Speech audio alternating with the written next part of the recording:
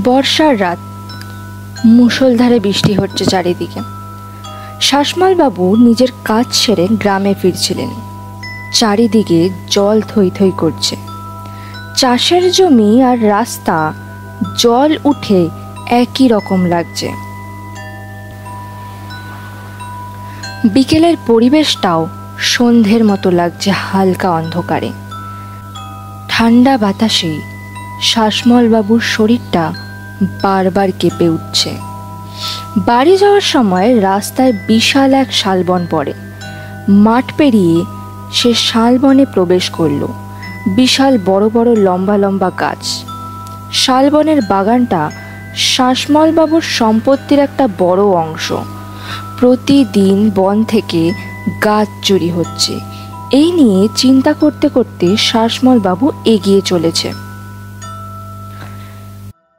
শালবনের মধ্যে যেন গাঢ় অন্ধকার নেমে এসছে।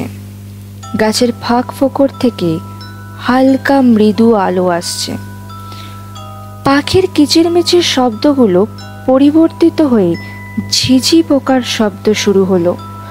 মুহূর্তের মধ্যেই যেন পরিবেশ বদলে যেতে লাগলো। অদ্ভুত এক নিস্তব্ধতা চারিদিক থেকে ঘিরে ধরেছে। জলের ওপর দিয়ে পায়ে হেঁটে চলার শব্দ শোনা যাচ্ছে শুধুমাত্র। শাসমল বাবুর অদ্ভুত পরিবর্তন হওয়া ঘটনাটা তার মনে বেশ ভয়ের সঞ্চার করছে। বেশ কিছু দূর চলতে চলতে হঠাৎ করে তার ডান পাটা কাদায় আটকে যায়। অনেক চেষ্টা করেও পাটা তুলতে পারছিলেন না। হঠাৎ করে তিনি মরমর করে কিছু ভাঙার শব্দ শুনতে পেলেন। এদিক ওদিক তাকিয়ে তিনি বুঝলেন না আওয়াজটা কোথা থেকে ঠিক আসছে। হঠাৎ করেই উপর দিকে চোখ যেতে দেখলেন ঠিক তার মাথার উপরের গাছের ডালটা আস্তে আস্তে ভেঙে যাচ্ছে। সে প্রচণ্ড জোর লাগিয়ে নিজের পাটাকে তোলার চেষ্টা করলো, কিন্তু পারল না। হঠাৎ করেই শালবনের মধ্যে থেকে কেউ জোরে জোরে দৌড়ে এসে শাসমল বাবুর পাটা হাত দিয়ে টেনে তুলে ধরলেন আর হ্যাচকা টান দিয়ে তাকে সেই জায়গা থেকে টেনে সরিয়ে আনলেন। ঠিক তারপরেই গাছের ডালটা ভেঙে সেই কাদার উপরে পড়ল।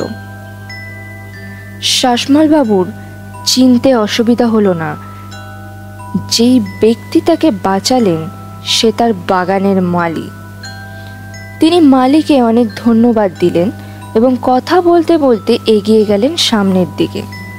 বাগানের মালি শালবন যেখানে শেষ হয় সেখানে এসে দাঁড়িয়ে পড়লেন আর বললেন তিনি আর এগোবেন না। শাসমল বাবু একটু অবাক হয়ে জিজ্ঞাসা করলেন তার কি হয়েছে। মালি আর কোনো কথা বললেন না। তিনি পিছনের দিকে ঘুরে আবার শালবনের দিকে হাঁটা শুরু করলেন। শাসমল বাবুর একটু অবাকই লাগলো যে হঠাৎ করে তার কি হলো। আর সব থেকে বড় কথা, যখন মালি কথা বলছিলেন তার কথাগুলো কেমন মেশিনের শব্দের মতন একই রকম শোনাচ্ছিল।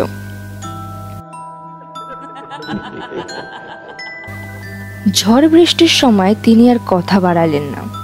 কিছু না বলেই বাড়িতে চলে গেলেন। বাড়ি আসার পর তিনি যা শুনলেন তাতে তার মাথা ঘুরে গেল।